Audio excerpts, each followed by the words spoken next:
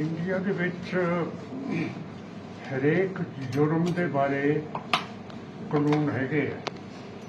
ਬੇਸ਼ੱਕ ਅਸੀਂ ਡਰੱਗ ਵੇਚਦੇ ਹਾਂ, ਬੇਸ਼ੱਕ ਅਸੀਂ ਗੈਂਗਸਟਰ ਹੈ, ਬੇਸ਼ੱਕ ਅਸੀਂ ਖਾਲਿਸਤਾਨੀ ਹੈਗੇ ਹੈ, ਬੇਸ਼ੱਕ ਕੁਛ ਹੈ, ਪਰ ਕੌਂਸਟੀਟਿਊਸ਼ਨ ਤੇ ਕਾਨੂੰਨ ਦੇ ਮੁਤਾਬਕ ਆਪਾਂ ਕਾਨੂੰਨ ਨੂੰ ਹੱਥ ਦੇ ਵਿੱਚ ਨਹੀਂ ਲੈ ਸਕਦੇ ਤੇ ਆਪ ਇਹੋ ਜਿਹੀ ਕਾਰਵਾਈ ਨਹੀਂ ਕਰ ਸਕਦੇ ਜਿਹਦੇ ਨਾਲ ਕਾਨੂੰਨ ਟੁੱਟੇ।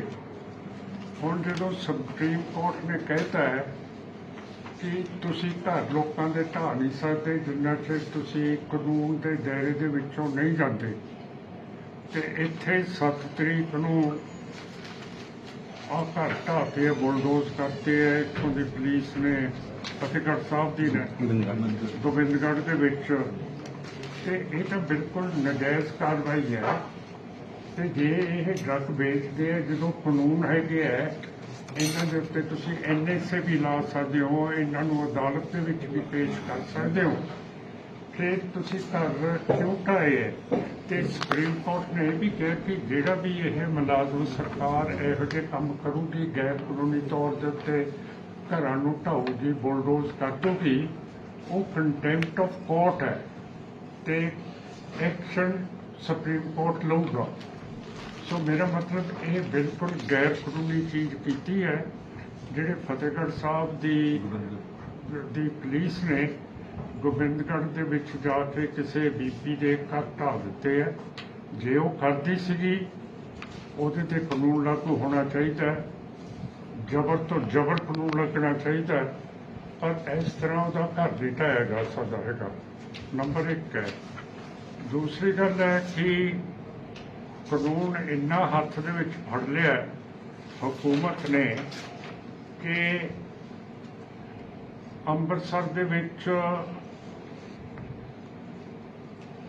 ਇੱਕ ਮੰਦਿਰ ਦੇ ਵਿੱਚ ਇਹ ਗ੍ਰਨੇਡ ਕਿਸੇ ਨੇ ਸਿੱਟਤੀ, ਉਸਨੂੰ ਫੜ ਕੇ ਉਹ ਵੀ ਮਾਰ ਦਿੱਤਾ ਬੰਦਾ, ਜਦ ਕਿ ਕਾਨੂੰਨ ਦੇ ਹਵਾਲੇ ਕਰਨਾ ਚਾਹੀਦਾ ਸੀਗਾ।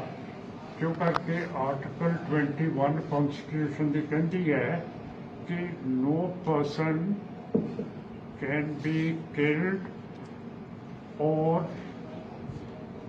his life put in jeopardy without the procedure laid down by law। ਕਿ ਜਿਹੜਾ ਕਾਨੂੰਨ ਆਰਟੀਕਲ 21 ਦੇ ਵਿੱਚ ਤੁਹਾਨੂੰ ਆਪਣੀ ਜ਼ਿੰਦਗੀ ਦਿੰਦਾ ਹੈ, ਆਪਣੀ ਫਰੀडम ਦਿੰਦਾ ਹੈ, ਉਹਦੇ ਮੁਤਾਬਕ ਸੁਪਰੀਮ ਕੋਰਟ ਕਹਿੰਦਾ ਹੈ ਕਿ ਤੁਸੀਂ ਕਿਸੇ ਨੂੰ ਮਾਰ ਨਹੀਂ ਸਕਦੇ, ਕਿਸੇ ਨੂੰ ਫੜ ਨਹੀਂ ਸਕਦੇ, ਕਿਸੇ ਨੂੰ ਕੱਸ ਨਹੀਂ ਸਕਦੇ। ਜਿਹੜੇ ਕਾਨੂੰਨ ਦੇ ਅੰਦਰ ਇਹਨੇ ਜੇ ਮੰਦਿਰ ਦੇ ਵਿੱਚ ਗ੍ਰਨੇਡ ਸਿੱਟਿਆ, ਇਹ ਤਾਂ ਚਲਾਨ ਹੋਣਾ ਚਾਹੀਦਾ ਹੈ, ਫਿਰ ਬਹਿਸ ਹੋਣੀ ਚਾਹੀਦੀ ਹੈ, ਫਿਰ ਜੱਜ ਫੈਸਲੇ ਕਰਦੇ ਹੈ ਕਿ ਇਹ ਕਸੂਰਵਾਰ ਹੈ ਕਿ ਨਹੀਂ। ਇਹ ਪੁਲਿਸ ਜਾਂ ਫੌਜ ਨੂੰ ਇਹੋ ਜਿਹਾ ਹੱਕ ਨਹੀਂ ਹੈ ਕਿ ਕਿਸੇ ਦੇ ਉੱਤੇ ਸ਼ੱਕ ਕਰ ਲੈਣ ਤੇ ਉਸ ਨੂੰ ਜਾਨੋਂ ਮਾਰ ਦੇਣ। ਇਹ ਬਿਲਕੁਲ ਗਲਤ ਚੀਜ਼ ਹੈ, ਅਸੀਂ ਇਸ ਨੂੰ ਠੀਕ ਨਹੀਂ ਸਮਝਦੇ। ਫਿਰ ਪਟਿਆਲੇ ਦੇ ਵਿੱਚ ਇੱਕ ਕਰਨਲ ਸਾਹਿਬ ਹੈ ਪੁਸ਼ਪਿੰਦਰ ਸਿੰਘ ਬਾਠ, ਉਹਨਾਂ ਨੂੰ ਪੁਲਿਸ ਨੇ ਬਹੁਤ ਕੁੱਟਿਆ ਹੈਗਾ ਔਰ ਕਿਹਾ ਕਿ ਇਹ ਢਾਬੇ ਦੇ ਵਿੱਚ ਸ਼ਰਾਬ ਪੀ ਰਹੇ ਸੀਗੇ। ਪਹਿਲੀ ਗੱਲ ਹੈ ਕਿ ਇੰਡੀਅਨ ਆਰਮੀ ਦਾ ਕਾਨੂੰਨ ਹੈ, ਜਿਹੜੇ ਅਫਸਰ ਹੈ ਉਹ ਢਾਬੇ ਦੇ ਵਿੱਚ ਜਾ ਹੀ ਨਹੀਂ ਸਕਦੇ, ਤੇ ਅਫਸਰ ਸ਼ਰਾਬ ਢਾਬੇ ਦੇ ਵਿੱਚ ਪੀਣਾ ਤਾਂ ਬਿਲਕੁਲ ਇੱਕ ਫੌਜ ਦਾ ਬਹੁਤ ਵੱਡਾ ਗੁਨਾਹ ਹੈ। ਤੇ ਟ੍ਰਿਬਿਊਨ ਨੇ ਜਿਹੜੀ ਨਿਊਜ਼ ਦਿੱਤੀ ਹੈ ਉਹਦੇ ਵਿੱਚ ਇਹ ਵੀ ਨਹੀਂ ਲਿਖਿਆ ਕਿ ਇਹ ਪੁਸ਼ਪਿੰਦਰ ਸਿੰਘ ਬਾਠ ਹੈ ਤੇ ਉਹਦਾ ਨਾਂ ਕੱਟ ਕੇ ਪੁਸ਼ਪਿੰਦਰ ਬਾਠ ਲਿਖਿਆ, ਜਿਹਦਾ ਮਤਲਬ ਹੈ ਕਿ ਸਾਡੀਆਂ ਅਖਬਾਰਾਂ ਅੱਜ ਸਿੱਖਾਂ ਨੂੰ ਹਿੰਦੂਤਵਾ ਦੇ ਵਿੱਚ ਸਿਮੂਲੇਟ ਕਰਨਾ ਚਾਹੁੰਦੀ ਹੈ। ਸਿਮੂਲੇਟ ਦਾ ਮਤਲਬ ਹੈ ਰਲਾਉਣਾ ਚਾਹੁੰਦੀ ਹੈ ਕਿ ਅਸੀਂ ਸਿੱਖ ਨਹੀਂ ਹੈ, ਅਸੀਂ ਹੁਣ ਹਿੰਦੂ ਬਣ ਚੁੱਕੇ ਹਾਂ। ਸੋ ਇਹ ਸਾਰੀਆਂ ਚੀਜ਼ਾਂ ਦੇ ਖਿਲਾਫ ਅਸੀਂ ਅੱਜ ਤੁਹਾਡੇ ਕੋਲੇ ਜਰਨਲਿਸਟ ਦੇ ਕੋਲੇ ਆਏ हैं प्रेस कॉन्फ्रेंस करने ਦੇ ਲਈ। ਤੇ ਅਸੀਂ ਇਨਸਾਫ ਮੰਗਦੇ ਹਾਂ ਕਿ ਇਹ ਸੁਪਰੀਮ ਕੋਰਟ ਵੀ ਨੋਟਿਸ ਲਵੇ। ਜੋ ਕੁਝ ਗੋਬਿੰਦਗੜ੍ਹ ਦੇ ਵਿੱਚ ਹੋਇਆ, ਜੋ ਅੰਮ੍ਰਿਤਸਰ ਦੇ ਵਿੱਚ ਇੱਕ ਝੂਠੇ ਮੁਕਾਬਲੇ ਦੇ ਵਿੱਚ ਇੱਕ ਬੰਦੇ ਨੂੰ ਮਾਰਤਾ, ਤੇ ਜਿਹੜੇ ਸਾਡੇ ਵਜ਼ੀਰ ਸਾਹਿਬ ਹੈ ਅਰੋੜਾ ਸਾਹਿਬ ਸੰਗਰੂਰ ਤੋਂ ਸੁਨਾਮ ਤੋਂ, ਉਹ ਕਹਿੰਦੇ ਆ ਕਿ ਅਸੀਂ ਇਹੋ ਜਿਹੇ ਐਕਸ਼ਨ ਇਹ ਸਟੇਜ ਕਰਾਂਗੇ ਜਿਹੜਾ ਵੀ ਇਹ ਕੋਈ ਕਾਨੂੰਨ ਨੂੰ ਤੋੜੂਗਾ। ਹੁਣ ਇੱਕ ਵਜ਼ੀਰ ਜੇ ਕਹਿ ਦੇ ਕਿ ਅਸੀਂ ਹੱਥ ਦੇ ਵਿੱਚ ਕਾਨੂੰਨ ਨੂੰ ਲੈ ਜਾਣਾ, ਇਹਦਾ ਤਾਂ ਬਹੁਤ ਫਰਕ ਪਊਗਾ। ਤਾਂ ਮੇਰਾ ਮਤਲਬ ਹੈ ਕਿ ਜਿਹੜੇ ਦੂਜੇ ਪਾਸੇ ਬੰਦੇ ਬੈਠੇ ਹੈ ਉਹਨਾਂ ਨੇ ਚੂੜੀਆਂ ਤਾਂ ਨਹੀਂ ਪਾਈਆਂ ਹੋਈਆਂ। ਉਹ ਜੇ ਇਹੋ ਜਿਹੇ ਬਿਆਨਾਂ ਦੇ ਉੱਤੇ ਦੇਖ ਕੇ ਇਹਨਾਂ ਦੇ ਉੱਤੇ ਕੋਈ ਵਾਰ ਕਰ ਦੇਣ, ਫਿਰ ਅਰੋੜਾ ਸਾਹਿਬ ਦਾ ਕੀ ਹੋਊਗਾ? ਸਾਨੂੰ ਤਾਂ ਅਰੋੜਾ ਸਾਹਿਬ ਦਾ ਫਿਕਰ ਹੈ। ਪਰ ਮੇਰਾ ਮਤਲਬ ਇਸ ਤਰ੍ਹਾਂ ਫਜ਼ੂਲ ਸਟੇਟਮੈਂਟਸ, ਗੈਰ ਕਾਨੂੰਨੀ, ਗੈਰ ਸੰਵਿਧਾਨਕ ਦੇਈ ਜਾਣਾ, ਇਹ ਬਿਲਕੁਲ ਗਲਤ ਗੱਲ ਹੈ। ਫਿਰ ਇੱਕ ਬੀਬੀ ਇੰਟੈਲੀਜੈਂਸ ਦੀ ਤੁਲਸੀ ਗਵਾੜ ਆਈ ਹੈ ਇੰਡੀਆ, ਉਹਦੇ ਕੋਲੇ ਬਹੁਤ ਸ਼ਿਕਾਇਤਾਂ ਕੀਤੀਆਂ ਕਿ ਸਿੱਖ ਖਾਲਿਸਤਾਨੀ ਹੈਗੇ ਹੈ, ਫਲਾਣਾ ਢੀਂਗ ਹੈ। ਤੇ ਉਹ ਤਾਂ ਅਮਰੀਕਾ ਦਾ ਤੇ ਆਸਟ੍ਰੇਲੀਆ ਦਾ ਮਾਮਲਾ ਹੈਗਾ ਜਿਹੜੇ ਖਾਲਿਸਤਾਨੀ ਹੈਗੇ ਹੈ। ਹੁਣ ਮੈਂ ਖਾਲਿਸਤਾਨੀ ਹੈਗਾ, ਮੈਂ ਤਾਂ ਕਦੇ ਛੁਪਾਇਆ ਨਹੀਂ ਹੈ। ਤਾਂ ਮੇਰਾ ਮਤਲਬ ਹੈ ਕਿ ਤੁਸੀਂ ਉਹਨਾਂ ਨੂੰ ਮਾਰ ਥੋੜ੍ਹੀ ਸਕਦੇ ਹੋ। ਤੇ ਉਸ ਬਣਾ ਦੇ ਉੱਤੇ ਮੋਦੀ ਸਰਕਾਰ ਨੇ, ਤੇ ਇਹਨਾਂ ਦੀ ਜਿਹੜੀ ਜੁੰਡਲੀ ਹੈ ਮੋਦੀ ਸਰਕਾਰ ਦੀ, ਉਹਦੇ ਵਿੱਚ ਹੈਗਾ ਇਹ ਅਮਿਤ ਸ਼ਾਹ ਹੋਮ ਮਿਨਿਸਟਰ, ਰਾਜਨਾਥ ਸਿੰਘ ਰੱਖਿਆ ਦਾ ਵਜ਼ੀਰ, Ajit Doval national security adviser, Ravi Sinha ਜਿਹੜਾ ਰੌ ਦਾ ਮੁਖੀ ਹੈ, ਸਾਬਕਾ ਰੌ ਦਾ ਮੁਖੀ ਸਮੰਤ ਗੋਇਲ ਜਿਹੜਾ ਗੁਰਦਾਸਪੁਰ ਦੇ ਵਿੱਚ ਵੀ ਸਾਡਾ SSP ਸੀਗਾ, ਤੇ ਜਿਹੜਾ ਖਾਲੜੇ ਨੂੰ ਖਤਮ ਕੀਤਾ ਹੈ ਉਹਦੇ ਵਿੱਚ ਵੀ ਇਸ ਗੋਇਲ ਦਾ ਪੱਕਾ ਹੱਥ ਹੈਗਾ, ਜਿਹੜੇ ਖਾਲੜੇ ਨੂੰ ਇਹਨਾਂ ਨੇ ਗੁੰਮ ਕਰਕੇ ਮਾਰ ਕੇ ਖਤਮ ਤਬਾਹ ਕਰਤਾ।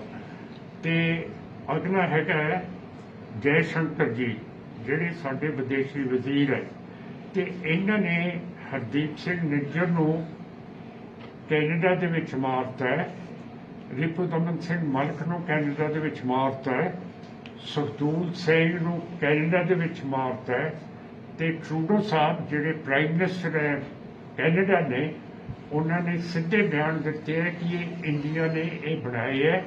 ਤੇ ਜਿਹੜਾ ਇੰਡੀਆ ਦਾ ਸਫੀਰਖਾਨਾ ਓਟਾਵਾ ਦੇ ਵਿੱਚ ਹੈਗਾ, ਉੱਥੋਂ ਦਾ ਜਿਹੜਾ ਹਾਈ ਕਮਿਸ਼ਨਰ ਹੈ ਹੁਣ ਉਹਨੂੰ ਤਬਦੀਲ ਕੀਤਾ ਗਿਆ, ਉਹਦਾ ਵੀ ਹੱਥ ਇਹਨਾਂ ਕਤਲਾਂ ਦੇ ਵਿੱਚ ਹੈਗਾ। ਤੇ ਫਿਰ ਬਰਤਾਨੀਆ ਦੇ ਵਿੱਚ ਜ਼ਹਿਰ ਦੇ ਕੇ ਅਵਤਾਰ ਸਿੰਘ ਖੰਡੇ ਨੂੰ ਮਾਰਤਾ, ਤੇ ਨਾਲ ਲੱਗਦੇ ਪਾਕਿਸਤਾਨ ਦੇ ਵਿੱਚ ਮਾਰ ਦਿੱਤਾ ਹੈਗਾ ਪਰਮਜੀਤ ਸਿੰਘ ਪੰਜਵੜ ਨੂੰ, ਤੇ ਆਪਣੇ ਸਿੰਘ ਸਾਹਿਬ ਰੋਡੇ ਜਿਹੜੇ ਅਕਾਲ ਤਖਤ ਦੇ ਜਥੇਦਾਰ ਸੀ ਉਹਨਾਂ ਦੇ ਭਰਾ ਲਖਬੀਰ ਸਿੰਘ ਨੂੰ, ਔਰ ਪੰਜਾਬ ਦੇ ਵਿੱਚ ਮਾਰ ਦਿੱਤਾ ਹੈਗਾ ਮੂਸੇਵਾਲ ਨੂੰ ਤੇ ਗੁਰਪ੍ਰੀਤ ਸਿੰਘ ਹਰੀਨੌ ਨੂੰ, ਤੇ ਹਰਿਆਣੇ ਦੇ ਵਿੱਚ ਮਾਰਤਾ ਦੀਪ ਸਿੰਘ ਸਿੱਧੂ ਨੂੰ। ਮੇਰਾ ਮਤਲਬ ਇਹ ਸਾਰੀਆਂ ਗੈਰ ਕਾਨੂੰਨੀ ਚੀਜ਼ਾਂ ਜਿਹੜੀ ਗਵਰਨਮੈਂਟ ਆਫ ਇੰਡੀਆ ਕਰ ਰਹੀ ਹੈ, ਪੰਜਾਬ ਗਵਰਨਮੈਂਟ ਕਰਦੀ ਹੈ, ਇਹ ਬਿਲਕੁਲ ਹਟ ਜਾਣੀਆਂ ਚਾਹੀਦੀਆਂ, ਨਹੀਂ ਤਾਂ ਇਹਦੇ ਇਹ ਅਸਰ ਇਹ ਬਹੁਤ ਮਾੜੇ ਨਿਕਲਣਗੇ ਤੇ ਇੱਥੇ ਹੋਰ ਗੜਬੜ ਹੋਣ ਦਾ ਖਤਰਾ ਹੈਗਾ।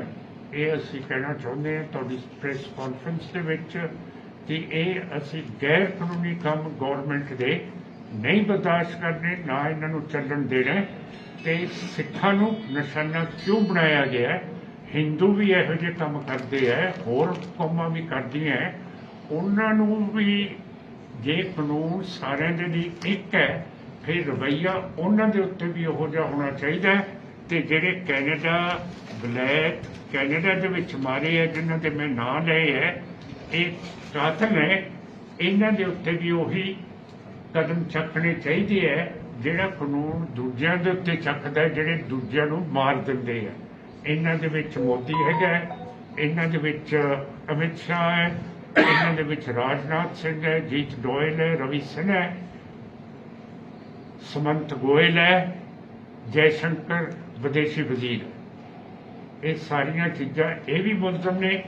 ਤੇ ਜਿਹੜੀ ਬੀਬੀ ਗੋਬਾਰਡ ਖੁਫੀਆ ਏਜੰਸੀ ਦੀ ਅਮਰੀਕਾ ਤੋਂ ਆਈ ਹੈ, ਉਸ ਨੂੰ ਪਤਾ ਹੋਣਾ ਚਾਹੀਦਾ ਸੀਗਾ ਕਿ ਇਹ ਗਲਤ ਇਲਜ਼ਾਮ ਲਾ ਰਹੇ ਹੈ। ਇਹਨਾਂ ਲੋਕਾਂ ਨੇ ਜਦੋਂ ਪਰਮਜੀਤ ਸਿੰਘ ਪੰਨੂ ਦਾ ਨਾਮ ਕੀ ਹੈ? ਗੁਰਪਤਵੰਤ ਸਿੰਘ ਪੰਨੂ ਦੇ ਉੱਤੇ ਕੋਸ਼ਿਸ਼ ਕੀਤੀ ਹੈ ਮਾਰਨ ਦੀ। ਉਹ 2 ਬੰਦੇ ਤਾਂ ਫੜੇ ਚੁੱਕੇ ਹੈ। ਇੱਕ ਯਾਦਵ ਰੌ ਦਾ ਉਹ ਵੀ ਨਾਮਜ਼ਦ ਹੋ ਚੁੱਕੇ ਹੈ। ਸਰ ਮੇਰਾ ਮਤਲਬ ਹੈ ਜਦੋਂ ਇੱਥੋਂ ਤੱਕ ਗੱਲ ਪਹੁੰਚ ਗਈ ਹੈ, ਅਮਰੀਕਾ ਦੀ ਜਿਹੜੀ ਸੋਵਰੇਨਿਟੀ ਹੈ, ਬਾਦਸ਼ਾਹੀ ਹੈ, ਉਹ ਮੋਦੀ ਤੇ ਇਹ ਜ਼ਿੰਦਗੀ ਨੇ ਤੋੜੀ ਹੈ। ਤੇ ਜਿਹੜੀ ਅਮਰੀਕਾ ਦੀ ਮਨੋ ਡਾਕਟਰੀਨ ਹੈ, ਉਸ ਨੂੰ ਵੀ ਇਹਨਾਂ ਨੇ ਤੋੜ ਕੇ ਰੱਖ ਦਿੱਤਾ।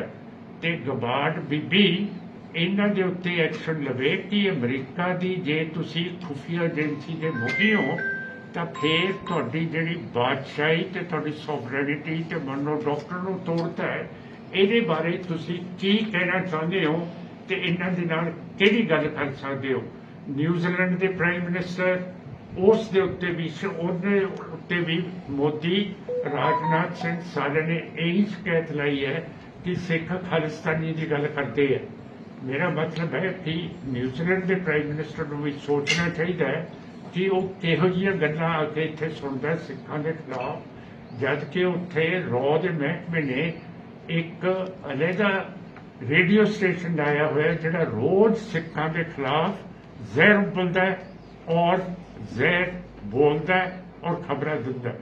ਸੋ ਮੇਰਾ ਮਤਲਬ ਹੈ ਨਿਊਜ਼ੀਲੈਂਡ ਤੇ ਅਮਰੀਕਾ ਇਹਨਾਂ ਨੂੰ ਵੀ ਚੌਕਸ ਹੋਣਾ ਚਾਹੀਦਾ ਹੈ ਕਿ ਇਹ ਲੀਡਰ ਹਿੰਦੂਤਵਾ ਦੇ ਖਾਸ ਕਰਕੇ ਇਹ ਤੁਹਾਨੂੰ ਕਿਵੇਂ ਗੁੰਮਰਾਹ ਕਰ ਰਹੇ ਹੈ ਤੇ ਸਿੱਖਾਂ ਦੇ ਖਿਲਾਫ ਜ਼ਹਿਰ ਫੈਲਾ ਰਹੇ ਹੈ ਤੇ ਤੁਹਾਡੇ ਮੁਲਕ ਦੀ ਬਾਦਸ਼ਾਹੀ ਨੂੰ ਇਹਨਾਂ ਨੇ ਤੈਸ਼ ਤੇ ਨੈਸ਼ ਕਰਕੇ ਰੱਖ ਦਿੱਤਾ। ਇਹ ਤਾਂ ਜਿਵੇਂ ਜਾਪਾਨ ਨੇ 1932 ਜਾਂ 1942 ਦੇ ਵਿੱਚ ਅਟੈਕ ਕੀਤਾ ਸੀਗਾ ਇਹ ਹਵਾਈ ਦੇ ਉੱਤੇ, ਇਹ ਤਾਂ ਉਹੋ ਜਿਹਾ ਅਟੈਕ ਹੈ ਕਿ ਉਹਨਾਂ ਦੇ ਘਰ ਦੇ ਵਿੱਚ ਪੰਨੂ ਨੂੰ ਕੋਸ਼ਿਸ਼ ਕੀਤੀ ਹੈ ਮਾਰਨ ਦੀ ਤੇ ਉਹਨਾਂ ਦੀ ਸੁਵਰੇਨਿਟੀ ਤੋੜਤੀ ਹੈ, ਉਹਨਾਂ ਦੀ ਮਨੋ ਡਾਕਟਰਿਨ ਤੋਂ ਤੋੜ ਦਿੱਤੀ ਹੈ।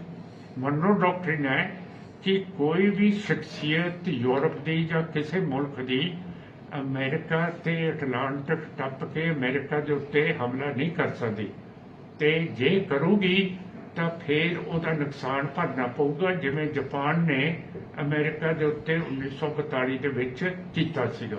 ਇਹ ਉਹੋ ਜਿਹੀ ਕ੍ਰਾਈਮ ਕੀਤਾ ਇਹਨਾਂ ਨੇ, ਮੋਦੀ ਹੋਣਾ ਨੇ, ਇਹਨਾਂ ਦੀ ਜੁਗਨੀ ਨੇ, ਤੇ ਇਹਦੇ ਉੱਤੇ ਐਕਸ਼ਨ ਅਮਰੀਕਾ ਨੂੰ ਲੈਣਾ ਪਊਗਾ। ਮਾਨ ਸਾਹਿਬ, ਦੇਖਿਆ ਜਾ ਰਿਹਾ ਵੀ ਜਿਹੜੇ ਜਾਂਦੇ ਆ ਹਿਮਾਚਲ ਦੇ ਵਿੱਚ ਸਿੱਖਾਂ ਦੇ ਕਿਤੇ ਨਾ ਕਿਸੇ ਬਹਾਨੇ ਰੋਕ ਕੇ ਉਹਨਾਂ ਨੂੰ ਸ਼ਾਮਲ ਕੀਤਾ ਜਾ ਰਿਹਾ, ਜਿਸ ਤਰ੍ਹਾਂ ਰੀਸੈਂਟਲੀ ਘਟਨਾ ਹੋਈ ਆ ਮੋਟਰਸਾਈਕਲ ਤੇ ਖਾਲਿਸਤਾਨ ਦੇ ਝੰਡੇ ਸੀਗੇ ਪਿੰਡਰਾਂ ਵਾਲੇ ਸੰਤਾਂ ਦੇ। ਹਾਂ, ਇਹ ਗੈਰ ਕਾਨੂੰਨੀ ਚੀਜ਼ ਹੈ ਜੀ। ਇਹਦੇ ਬਾਰੇ ਤਾਂ ਭਗਵੰਤ ਸਿੰਘ ਜੀ ਨੂੰ ਤੇ ਆਮ ਪਾਰਟੀ ਨੂੰ ਹਿਮਾਚਲ ਦੇ ਨਾਲ ਗੱਲਬਾਤ ਕਰਨੀ ਚਾਹੀਦੀ ਹੈ, ਕਿਉਂ ਕਰਕੇ ਇਹਦਾ ਰਿਐਕਸ਼ਨ ਬਹੁਤ ਹੋ ਗਿਆ ਹੈ। ਜਿੰਨੀਆਂ ਵੀ ਬੱਸਾਂ ਹਿਮਾਚਲ ਦੀਆਂ ਪੰਜਾਬ ਦੇ ਵਿੱਚ ਆ ਰਹੀ ਹੈ, ਉਹਨਾਂ ਦੇ ਉੱਤੇ ਲੋਕੀ ਹੁਣ ਭਿੰਡਰਾਂ ਵਾਲਿਆਂ ਦੀ ਫੋਟੋ ਤੇ ਪੋਸਟਰ ਲਾ ਰਹੇ। ਇਹ ਇਹੋ ਜਿਹਾ ਕੰਮ ਨਹੀਂ ਹੋਣਾ ਚਾਹੀਦਾ। ਹਿਮਾਚਲ ਪੰਜਾਬ ਦਾ ਹਲਕਾ ਹੈਗਾ, ਲਾਹੌਰ ਦਰਬਾਰ ਦਾ ਹਿੱਸਾ ਸੀਗਾ ਤੇ ਇਹ ਵੀ ਜ਼ਬਰਦਸਤੀ ਇੰਦਰਾ ਗਾਂਧੀ ਨੇ 1966 ਦੇ ਵਿੱਚ ਪੰਜਾਬ ਤੋਂ ਤੋੜ ਕੇ ਇਹਨੂੰ ਹਿਮਾਚਲ ਬਣਾਇਆ ਹੋਇਆ। ਇਹ ਪੰਜਾਬ ਦਾ ਇਲਾਕਾ ਹੈ ਤੇ ਅਸੀਂ ਇਹਨੂੰ ਕਲੇਮ ਕਰਦੇ ਹਾਂ ਤੇ ਛੱਡਦੇ ਨਹੀਂ ਹੈ। ਮਾਨ ਸਾਹਿਬ, ਜਿਹੜਾ ਤੁਸੀਂ ਡਿਸਕ੍ਰਾਈਬ ਕੀਤਾ ਉਹ ਸਾਰਾ ਜੋ ਵੀ ਇਨਹਿਊਮਨ ਹੋ ਰਿਹਾ ਹੈ, ਆਪਣੀ ਪਾਰਟੀ ਉਹਦੇ ਕੀ ਸਟੈਂਡ ਲੈ ਰਹੀ ਹੈ? ਮੈਂ ਦੱਸ ਤਾਂ ਦਿੱਤਾ ਜਿਹੜਾ ਅੱਜ ਪ੍ਰੈਸ ਕਾਨਫਰੰਸ 'ਚ ਬੋਲ ਰਹੇ ਹੈ ਤੇ ਜਿਹੜੇ ਸੂਰ ਮਾਰਤੇ ਹੈ ਇੱਧਰ ਇਹ ਨੰਗਲ ਕੰਨੀ ਇੱਕ ਮਿਰਗ ਮਾਰਤਾ, ਉਹਨੇ ਪਾਣੀ ਪੀਤਾ ਗੰਦਾ ਪਾਣੀ ਜਿਹੜਾ ਹਿਮਾਚਲ ਦੀ ਬਦਲੀ ਤੋਂ ਆ ਰਿਹਾ ਸੀਗਾ, ਉਹ ਵੀ ਸਤਲੁਜ ਦੇ ਵਿੱਚ ਪੈਂਦਾ ਹੈ। ਉਹਦੇ ਬਾਰੇ ਆਪਾਂ ਨੇ ਕੀ ਕਰਨਾ ਹੈਗਾ? ਮੇਰਾ ਮਤਲਬ ਕਿ ਹਿਮਾਚਲ ਸਾਨੂੰ ਜ਼ਹਿਰ ਵੀ ਦੇਈ ਜਾਵੇ ਤਾਂ ਵੀ ਅਸੀਂ ਬਰਦਾਸ਼ਤ ਕਰਨਾ ਕਿ ਨਹੀਂ ਕਰਨਾ। ਗੋਦਗੜ ਵਾਲਾ ਜਿਹੜਾ ਘਟ ਆਇਆ ਜੀ, ਨਸ਼ਿਆਂ ਦੇ ਮੁੱਦੇ ਉਹਦੇ ਬਾਰੇ 10 ਤਰੀਕ ਨੂੰ ਦਾਸ ਨੇ ਡੀਸੀ ਸਾਹਿਬ ਨੂੰ ਮੈਮੋਰੈਂਡਮ ਦਿੱਤਾ ਸੀਗਾ ਕਿ ਐਸਐਸਪੀ ਸਾਹਿਬ ਨੇ ਜਿਹੜਾ ਇਹ ਕੰਮ ਕੀਤਾ ਹੈ ਕਨਸਟੀਟਿਊਸ਼ਨ ਤੋਂ ਬਾਹਰ ਹੈ।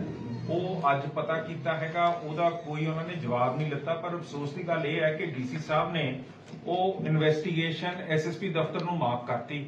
ਇਹ ਗਜ਼ਬ ਦੀ ਗੱਲ ਹੋਊਗੀ ਜੇ ਜਿੰਨੇ ਅਪਰਾਧ ਕੀਤਾ ਹੈ ਉਹ ਇਹਦੀ ਇਨਵੈਸਟੀਗੇਸ਼ਨ ਕਰਕੇ ਕੁਝ ਕਰੇ। ਸੋ ਅਸੀਂ ਹਫਤਾ ਖੰਡ ਅੜੀਕੇ ਆ ਕਿ ਕੁਛ ਇਹਦਾ ਬਣੂਗਾ, ਹਜੇ ਤੱਕ ਕੁਛ ਬਣਿਆ ਨਹੀਂ, ਤੇ ਤਾਂ ਹੀ ਅਸੀਂ ਅੱਜ ਇਹਨੂੰ ਜਨਤਕ ਰੂਪ 'ਚ ਉਭਾਰ ਰਹੇ ਹਾਂ ਕਿ ਜੇ ਇੱਕ ਬੁਲਡੋਜ਼ਰ ਜਸਟਿਸ ਐਸਐਸਪੀ ਸਾਹਿਬ ਕਰ ਰਹੇ ਆ, ਜਿਹੜਾ ਕਲੀਅਰਲੀ ਸੁਪਰੀਮ ਕੋਰਟ ਨੇ ਨਵੰਬਰ ਦੇ ਵਿੱਚ ਇਹ 2024 ਚ 10 ਨਵੰਬਰ ਨੂੰ ਜਿਹੜਾ ਕੇਸ ਹੈਗਾ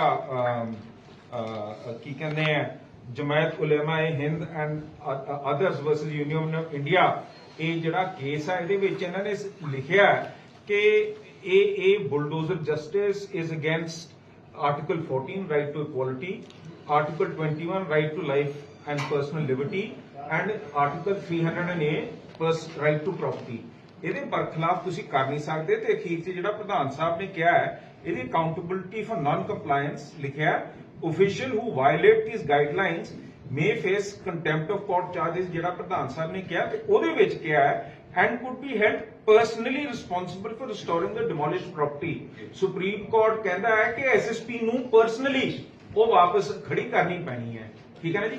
ਸੋ ਹੈਰਾਨਗੀ ਦੀ ਗੱਲ ਹੈ ਕਿ ਡੀਸੀ ਸਾਹਿਬ ਨੇ ਜਿਸ ਦੇ ਬਰਖਲਾਫ ਅਸੀਂ ਕੰਪਲੇਂਟ ਪਾਈ ਹੈ ਉਹਨੂੰ ਇਨਕੁਆਇਰੀ ਮਾਰਕ ਕਰਤੀ ਹੈ ਕਿ ਤੁਸੀਂ ਦੱਸੋ ਕਿ ਆਹ ਤੁਹਾਡਾ ਅਪਰਾਧ ਹੈ। ਇਹ ਤਾਂ ਇਹਨਾਂ ਨੂੰ ਆਪਣੇ ਰੈਵਨਿਊ ਮਹਿਕਮੇ ਤੋਂ ਕਰਾ ਲੈਣਾ ਚਾਹੀਦਾ ਸੀਗਾ, ਉੱਥੇ ਪਟਵਾਰੀ ਭੇਜ ਕੇ ਉਹਦਾ ਵੇਰਵਾ ਲੈ ਲੈਣਾ ਚਾਹੀਦਾ ਸੀ।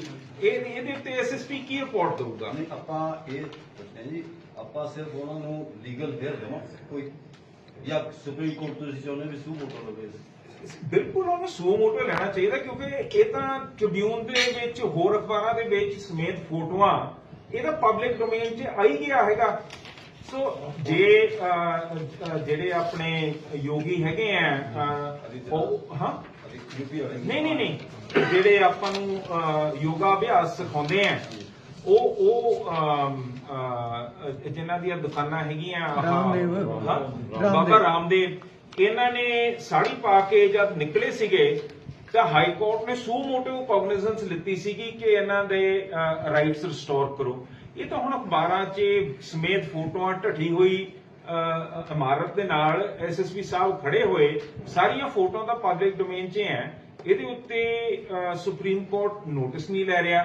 ਜੇ ਹਾਈ ਕੋਰਟ ਸੁਪਰੀਮ ਕੋਰਟ ਨੂੰ ਮੰਨਦਾ ਉਹ ਨਹੀਂ ਨੋਟਿਸ ਲੈ ਰਿਹਾ ਹੈਗਾ, ਮੇਰੇ ਹਿਸਾਬ ਨਾਲ ਤਾਂ ਸਾਡੇ ਜਿਹੜੇ ਉਰੇ ਡਿਸਟ੍ਰਿਕਟ ਦੇ ਜੱਜ ਹੈ ਉਹਨਾਂ ਨੂੰ ਵੀ ਇਹਦੇ ਉੱਤੇ ਨੋਟਿਸ ਲੈਣਾ ਚਾਹੀਦਾ ਹੈ।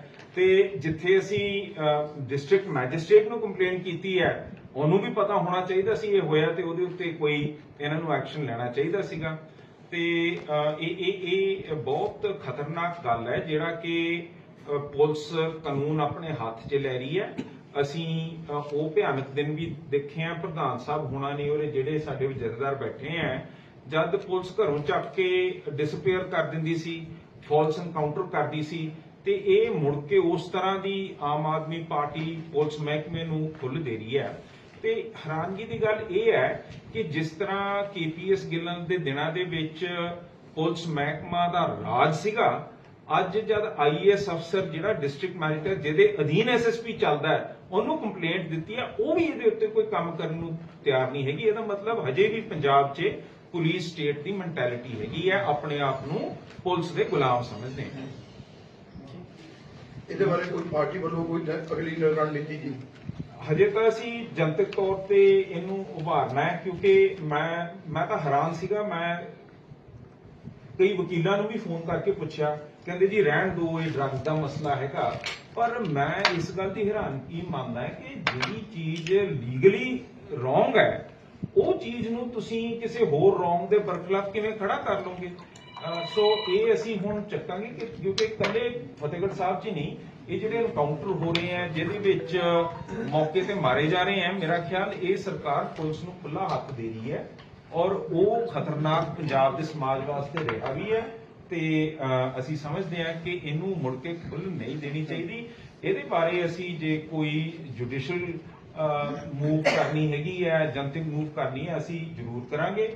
ਇਸ ਸੰਬੰਧੀ 20 ਅਗਸਤ ਨੂੰ ਜਿਹੜਾ ਨਵਾਂ ਕਾਨੂੰਨ ਵੀ ਬਣਿਆ BNS, ਜਿਹਦੇ ਵਿੱਚ ਸਟੇਟ ਦੇ ਅਗੇਂਸਟ ਜਿਹੜੀਆਂ ਧਾਰਾਵਾਂ ਹੈਗੀਆਂ, ਮੇਰੇ ਖਿਆਲ 149 ਤੋਂ ਸ਼ੁਰੂ ਹੋ ਕੇ ਜਿਹੜੀਆਂ ਹੈਗੀਆਂ 150, ਇਹ ਸਾਰੀਆਂ ਧਾਰਾਵਾਂ ਜਿਹੜੀਆਂ ਕਹਿੰਦੀਆਂ ਕਿ ਪੁਲਿਸ ਖੁੱਲਾ ਹੋ ਕੇ ਕੁਝ ਵੀ ਕਰ ਸਕਦੀ ਹੈਗੀ ਆ, ਉਹਦੇ ਬਰਖਲਾਫ ਵੀ ਅਸੀਂ ਖੜਿਆਲ ਪਿੰਡ ਦੇ ਵਿੱਚ ਸੰਗਰੂਰ 'ਚ ਜਿੱਥੇ ਠੀਕਰੀਵਾਲ ਸਾਹਿਬ ਨੂੰ ਮਹਾਰਾਜਾ ਭੁਪਿੰਦਰ ਸਿੰਘ ਦੀ ਸਰਕਾਰ ਨੇ ਫੜ ਕੇ ਜੇਲ੍ਹਾਂ 'ਚ ਰਗੜਿਆ ਸੀਗਾ, ਉਸ ਪਿੰਡ 'ਚ ਅਸੀਂ ਸਟੇਟ ਦੀ ਜਿਹੜੀ ਐਕਸਟਰਾ ਜੁਡੀਸ਼ੀਅਲ ਐਕਸ਼ਨਸ ਹੈ ਉਹਦੇ ਬਰਖਲਾਫ ਅਸੀਂ ਕਾਨਫਰੰਸ ਵੀ ਰੱਖਾਂਗੇ। ਸੋ 20 ਅਗਸਤ ਨੂੰ ਅਸੀਂ ਉੱਥੇ ਇਕੱਠੇ ਹੋਵਾਂਗੇ। ਇਹ ਲਾਅ ਐਂਡ ਆਰਡਰ ਤੇ ਇਹਦਾ ਬਹੁਤ ਵੱਡਾ ਮੁੱਦਾ ਹੈ, ਇਹਦੇ ਉੱਤੇ ਅਸੀਂ ਲੀਗਲ ਐਕਸ਼ਨ ਵੀ ਸੋਚਾਂਗੇ। ਜਦੋਂ ਮੈਂ ਪਹਿਲਾਂ ਹੀ ਕਹਿਤਾ ਕਿ ਜਦੋਂ ਕਾਨੂੰਨ ਹੈਗੇ ਹੈ ਸਮਗਲਿੰਗ ਦੇ, ਗੈਂਗਸਟਰਸ ਦੇ, ਸਾਰਿਆਂ ਦੇ ਖਿਲਾਫ, ਉਹਨਾਂ ਨੂੰ ਕਿਉਂ ਨਹੀਂ ਇਸਤੇਮਾਲ ਕੀਤਾ ਜਾਂਦਾ? ਸਿੱਧਾ ਤੁਸੀਂ ਕਿਵੇਂ ਢਾਹ ਸਕਦੇ ਹੋ ਜਾਂ ਮਾਰ ਸਕਦੇ ਹੋ ਕਿਸੇ ਨੂੰ? ਮਾਨ ਸਾਹਿਬ ਉਹ ਇਹ ਕਹਿ ਰਹੇ ਨੇ ਜੀ ਵੀ ਜਿਹੜੀ ਉਹਨਾਂ ਦੀ ਇਨਲੀਗਲ ਕੰਸਟਰਕਸ਼ਨ ਆ ਜੀ ਉਸ ਤੇ ਕਾਰਵਾਈ ਹੋ ਰਹੀ ਆ। ਫਿਰ ਉਹਦੇ ਖੱਬੇ ਵਾਲਾ ਉਹਦੇ ਸੱਜੇ ਵਾਲਾ ਢਾਇਆ ਜਿਹੜਾ ਇਲੀਗਲ ਸੀਗਾ। ਉਹਦੇ ਜਿਹੜੇ ਖੱਬੇ ਤੇ ਸੱਜੇ ਵਾਲੇ ਘਰ ਹੈ ਉਹ ਲੀਗਲ ਹੈ ਨਾ। ਪੁਲਿਸ ਨੂੰ ਕਿੰਨੇ ਪਾਵਰ ਦਿੱਤੀ ਹੈ ਕਿ ਤੁਸੀਂ ਇਲੀਗਲ ਕੰਸਟਰਕਸ਼ਨ ਨੂੰ ਢਾਹ ਸਕਦੇ ਹੋ? ਜਿੰਨਾ ਨਹੀਂ ਚਿਰ ਹੈਗੀ ਕੋਰਟ ਦਾ ਤੇ ਸੁਪਰੀਮ ਕੋਰਟ ਦਾ ਰੂਲਿੰਗ ਹੈ ਕਿ ਤੁਸੀਂ ਢਾਹ ਹੀ ਨਹੀਂ ਸਕਦੇ ਵਿਦਆਊਟ ਨੋਟਿਸ। ਪਹਿਲੀ ਰੂਲਿੰਗ ਹੈ mandatory prior notice. Authorities must issue a written notice to the property owner or occupant at least 15 days before any proposed demolition. This notice should detail the nature of the alleged violation and reasons for the demolition. Point 2, Supreme Court की ruling da. Opportunity for fair hearing. Affected individual must be granted a personal hearing to present the case for any final demolition. 3, documentation and transparency. The entire demolition process should be thoroughly documented, including a detailed inspection report signed by independent witnesses. Additionally, the demolition proceeding must be videographed and all related documents should be uploaded to a designated digital portal to ensure public's accessibility and ਤੇ ਜੇ ਤੁਸੀਂ Tribune ਦਾ ਬਿਆਨ ਵੀ ਪੜੋ, ਉਹਨੇ ਕਿਹਾ ਅਸੀਂ 6 ਹੋਰ ਇਹੋ ਜਿਹੇ ਸਮਗਲਰ ਆਈਡੈਂਟੀਫਾਈ ਕੀਤੇ ਹੋਏ ਆ ਤੇ ਉਹਨੇ ਧਮਕੀ ਵੀ ਦਿੱਤੀ ਹੈ ਕਿ ਅਸੀਂ ਉਹ ਵੀ ਢਾਵਾਂਗੇ। ਜਿਹੜਾ ਕਾਨੂੰਨ ਹੈ ਭਾਈ ਕਿਹਦੇ ਗਿਆ ਜੀ? ਮੈਂ ਤੁਹਾਨੂੰ ਇਹ ਤੁਸੀਂ ਮੈਂ ਤੁਹਾਨੂੰ ਸਪੈਸੀਫਾਈ ਕਰਦਾ ਹੈ। ਨਾ ਬਸ ਉਹ ਦੱਸ ਰਹੇ ਨੇ। ਨਹੀਂ ਮੈਂ ਦਿੰਦਾ ਉਹ ਯਾਰ ਦਿਖਾਇਓ ਇਹਨਾਂ ਜੋਗੀ ਜੀ ਇਹਨਾਂ ਦੇ ਦੇਖਣਾ ਉਹ ਆਤਾ ਜਿਹੜਾ ਹੋਣਾ ਚਾਹੀਦਾ ਆ ਜਿਹੜਾ ਹੁਣ ਚੱਲਿਆ। ਇਹ ਜਿਹੜੀ ਰਿਪੋਰਟਿੰਗ ਹੈ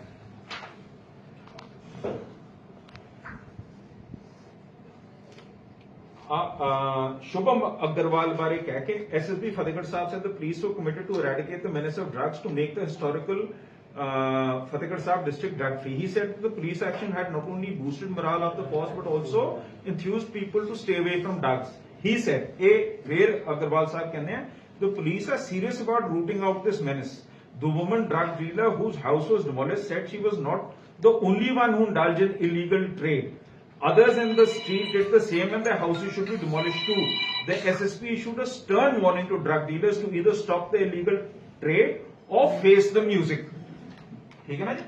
ਇਹਨੇ ਹੋਰਾਂ ਨੂੰ ਵੀ ਧਮਕੀ ਦਿੱਤੀ ਹੈ ਕਿ ਮੈਂ ਫੇਰ ਕਰੂੰਗਾ, ਪਰ ਸੁਪਰੀਮ ਕੋਰਟ ਕਹਿੰਦਾ ਕਿ ਨਹੀਂ ਕਰ ਸਕਦੇ ਤੁਸੀਂ, ਕਾਨੂੰਨ ਕਹਿੰਦਾ ਤੁਸੀਂ ਨਹੀਂ ਕਰ ਸਕਦੇ ਹੈਗੇ, ਤੇ ਇਹ ਆਫੀਸਰ ਆਫ ਦ ਲਾਅ ਹੈ, ਫਿਰ ਇਹ ਕਿਵੇਂ ਕਰ ਰਿਹਾ? ਮਾਨ ਸਾਹਿਬ ਹੁਣ ਹੱਲ ਇਹ ਹੈ ਆਪਾਂ ਸਿਰਫ ਪ੍ਰੈਸ ਕਾਨਫਰੰਸ ਕਰਕੇ ਦੱਸ ਰਹੇ ਹਾਂ। ਤੁਸੀਂ ਅੱਗੇ ਪਾਰਟੀ ਵੱਲੋਂ ਵੀ ਕੁਝ ਨਾ ਕੁਝ ਕਰੋਗੇ ਜਾਂ ਕੋਈ ਮੈਂ ਤੁਹਾਨੂੰ ਦੱਸ ਰਿਹਾ ਪ੍ਰੈਸ ਕਾਨਫਰੰਸ ਕਰਨ ਤੋਂ ਪਹਿਲਾਂ ਜਿਹੜਾ ਇਸ ਇਲਾਕੇ ਦਾ ਡਿਸਟ੍ਰਿਕਟ ਮੈਜਿਸਟ੍ਰੇਟ ਹੈ, ਠੀਕ ਹੈ ਨਾ, ਉਹਨੂੰ ਮੈਂ 10 ਤਰੀਕ ਨੂੰ ਖੱਤ ਦੇ ਕੇ ਆਇਆ ਕਿ ਇਹ ਕੰਮ ਹੋਇਆ। ਪ੍ਰੈਸ ਕਾਨਫਰੰਸ ਮੈਂ ਤਾਂ ਕਰ ਰਿਹਾ ਹਾਂ ਕਿਉਂਕਿ ਉਹ ਡਿਸਟ੍ਰਿਕਟ ਮੈਜਿਸਟ੍ਰੇਟ ਨੇ ਇਨਕੁਆਇਰੀ ਵਾਸਤੇ ਉਹ ਰਿਪੋਰਟ ਉਹੀ ਮਹਿਕਮੇ ਨੂੰ ਦੇਤੀ ਜਿਹੜਾ ਅਪਰਾਧੀ ਹੈ, ਤਾਂ ਤੁਹਾਡੇ ਕੋਲੇ ਜਨਤਕ ਕਰ ਰਹੇ ਹਾਂ। ਨਾਲੇ ਪਹਿਲੀ ਵਾਰੀ ਹੈ ਕਿਸੇ ਪਾਰਟੀ ਨੇ ਇਹ ਮਸਲੇ ਚੱਕੇ ਹੈ, ਜਿਹੜੇ ਘਰ ਢਾਈ ਜਾਂਦੇ ਹੈ, ਜਿਹੜੇ ਕਤਲ ਕਰੀ ਜਾਂਦੇ ਹੈ, ਜਿਹੜਾ ਕਾਨੂੰਨ ਆਪਣੇ ਹੱਥ ਦੇ ਵਿੱਚ ਫੜ ਕੇ ਲੋਕਾਂ ਨੂੰ ਇਹ ਬਗੈਰ ਕਾਨੂੰਨੀ ਤਰੀਕੇ ਦੇ ਨਾਲ ਉਹਨਾਂ ਦੇ ਉੱਤੇ ਐਕਸ਼ਨ ਕਰ ਰਹੇ ਹੈ। ਹੋਰ ਕੋਈ ਪਾਰਟੀ ਇਹਨਾਂ ਦੇ ਉੱਤੇ ਬੋਲ ਹੀ ਨਹੀਂ ਰਹੀ।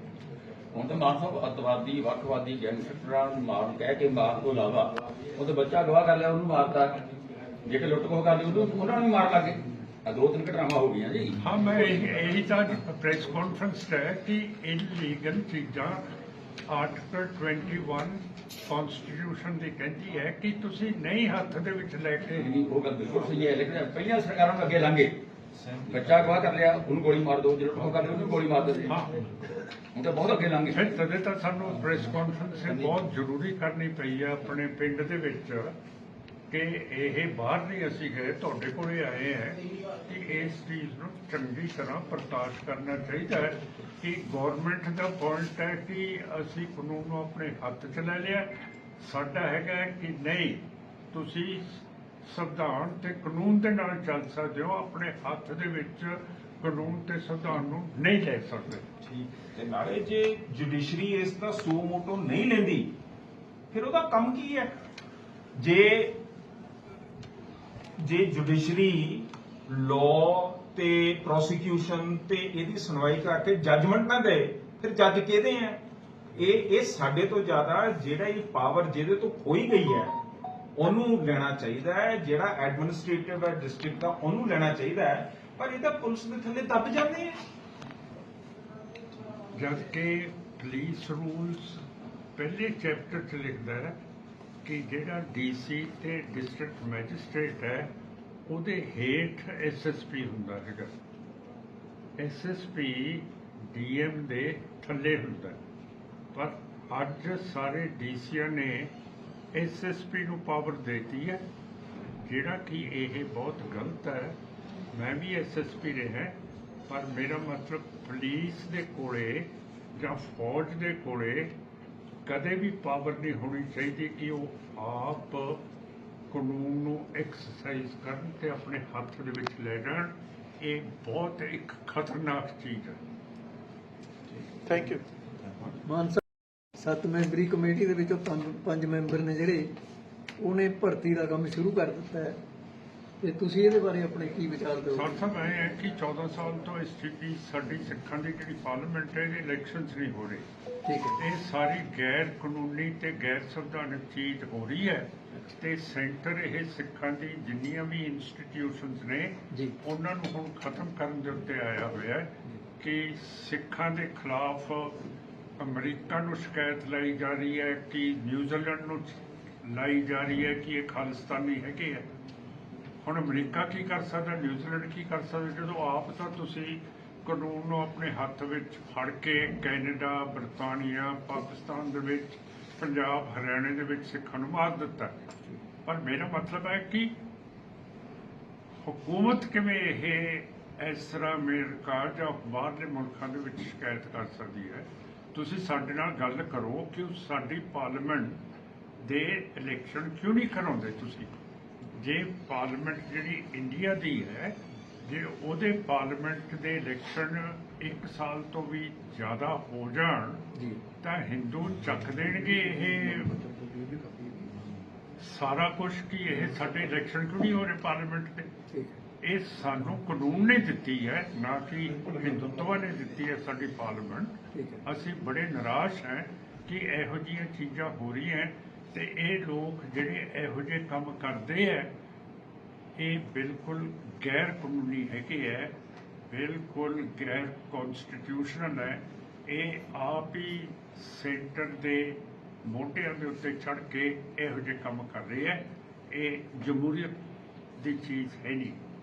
ਮਾਨ ਸਾਹਿਬ ਹਰਜਿੰਦਰ ਸਿੰਘ ਧਾਮੀ ਨੇ ਅਸਤੀਫਾ ਦਿੱਤਾ ਇਸ ਪ੍ਰੋਟੈਸਟ ਦੇ ਤੌਰ ਤੇ, ਗਿਆਨੀ ਰਘਬੀਰ ਸਿੰਘ ਨੂੰ ਹਟਾਇਆ ਗਿਆ। ਉਸ ਤੋਂ ਬਾਅਦ ਫਿਰ ਹੁਣ ਕੱਲ ਉਹਨੂੰ ਮਨਾ ਲਿਆ ਇਹਨਾਂ ਨੇ, ਉਹ ਕਹਿੰਦਾ ਮੈਂ ਲੈ ਲੂੰਗਾ 1-2 ਦਿਨ ਚ ਚਾਰਜ ਸੰਭਾਲ ਲਾਂਗਾ। ਉਸ ਤੋਂ ਪਹਿਲਾਂ ਪੂਰਾ ਡਟਿਆ ਰਿਹਾ, ਉਹ ਕਹਿੰਦਾ ਵੀ ਮੈਂ ਨਹੀਂ, ਸਵਾਲ ਹੀ ਨਹੀਂ ਪੈਦਾ ਹੁੰਦਾ ਮੈਂ। ਤੇ ਹੁਣ ਉਹ ਕੱਲ ਮੰਨ ਗਿਆ। ਤੁਸੀਂ ਕੀ ਸਮਝਦੇ ਹੋ ਇਹਦੇ ਵਿੱਚ ਪਿੱਛੇ ਕੀ ਹੈ?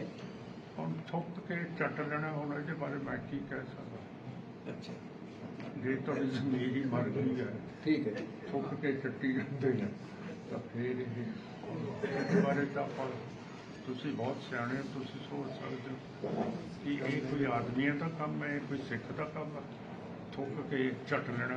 ਠੀਕ ਹੈ। ਕਿਸੇ ਦੀ ਸਲਾਹ ਮਸ਼ਵਰੇ ਨਾਲ ਕਰਿਆ ਉਹਨਾਂ ਨੂੰ ਮੰਨ ਗਿਆ ਹੋਣਾ। ਹਾਂਜੀ, ਕੋਈ ਸਾਜ਼ਿਸ਼ ਲੱਗਦੀ ਹੈ ਪਿੱਛੇ ਤੇ? ਉਹਨੇ ਥੁੱਕ ਕੇ ਚੱਟ ਲੈਣਾ ਤਾਂ ਆਪਣੀ ਮਰਜ਼ੀ ਹੁੰਦੀ ਹੈ, ਉਹਦੀ ਸਾਜ਼ਿਸ਼ ਕੀ ਹੈ?